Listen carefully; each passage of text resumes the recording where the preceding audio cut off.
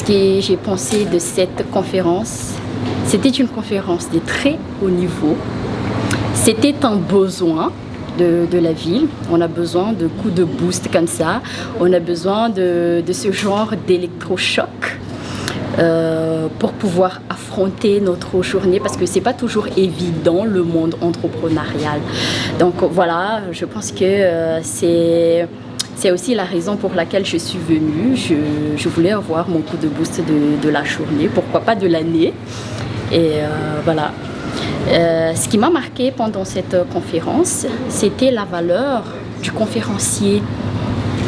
Tout au long de son discours, il n'arrêtait pas de parler de la valeur, que ce soit ancestrale ou personnelle, mais la valeur, ça répétait encore et encore. Et voilà qu'on peut réussir tout en étant fidèle à soi-même. On n'a pas besoin de ressembler à l'autre. Voilà, c'est avancer en toute sincérité.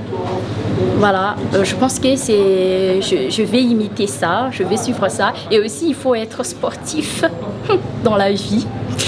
Parce que lui, il faisait beaucoup de sport et il a fait quelques partages là-dessus. Et voilà, après ça, voilà, il faut rêver grand. Il faut rêver grand, même s'il n'y a que nous qui croyons à notre rêve, mais il faut le faire. Et il ne faut pas s'arrêter à rêver, mais il faut vraiment travailler pour y arriver. Voilà.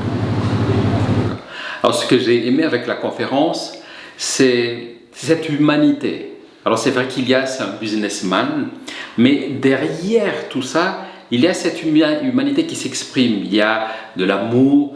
Et l'audimat, les jeunes, les universitaires, il y avait des entrepreneurs, de futurs entrepreneurs, des professeurs, des intellectuels, il y avait également des artistes. Et ce qui m'a marqué, c'est qu'ils avaient en fait ce besoin d'espoir. Ils avaient un besoin de croire en quelque chose de possible, puisque le thème d'Iléa, c'était « Oser voir grand ». Et justement, à travers son parcours, ses échecs, ses hauts et ses bas, sa vision et toute cette énergie qui l'anime, ça a donné de l'espoir aux jeunes. Et ça, d'ailleurs, on en a tous besoin, pas juste les jeunes de Diego, mais à Madagascar, on a besoin de ce genre de guide, de figure paternelle qui nous dit on peut le faire, on peut y arriver, on y croit. Et pour moi, c'est du positif. Et d'ailleurs, moi aussi, j'ai appris pas mal de choses, bien que je sois coach, puisque c'est pour moi un grand modèle de réussite qui parle avec amour, qui parle avec cœur. Et c'est une personne qui vit ce qu'il dit. Et ça, c'est phénoménal, c'est sensationnel et c'est du très haut niveau. Et moi, j'apprécie. Alors le secteur privé et les universités doivent désormais collaborer. C'est quelque chose qui est vraiment incontournable. Et c'est une collaboration qui se veut être mutuelle finalement. Parce que du côté des universitaires, les étudiants, ils vont avoir besoin d'un modèle, ils doivent s'appuyer sur des modèles de réussite. Et cette initiative du groupe Redland est vraiment quelque chose qu'il va falloir faire assez souvent parce que, comme je disais, donc les étudiants ont besoin d'un modèle de réussite. Ils ont besoin, peut-être pas de rêver, mais s'appuyer sur des modèles concrets en application de leurs cours, mais aussi pour aiguiser en fait leur esprit critique. Et c'est à travers des cas concrets comme ça, des modèles de réussite comme ça, qu'on peut finalement se dire est-ce que moi aussi je peux arriver, pourquoi lui et pas moi, et tout le reste.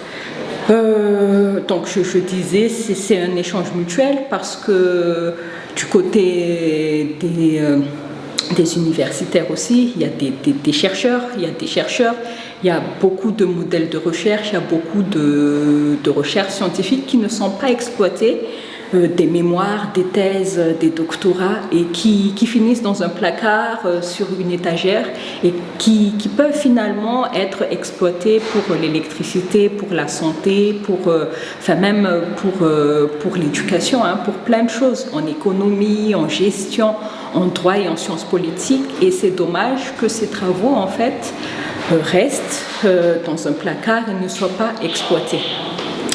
Autre part aussi, je pense que le secteur, aujourd'hui, on voit l'état de nos universités publiques et c'est incontournable de se tourner vers les entreprises privées. En termes d'infrastructure, je pense que ce sont des choses qui peuvent rentrer dans les responsabilités sociales de l'entreprise et qui gagnent vraiment à ce que ça profite aux étudiants malagasy. Voilà, merci. Merci. La conférence aujourd'hui, c'est une conférence qui nous a donné donc plusieurs opportunités à l'université d'Ansran.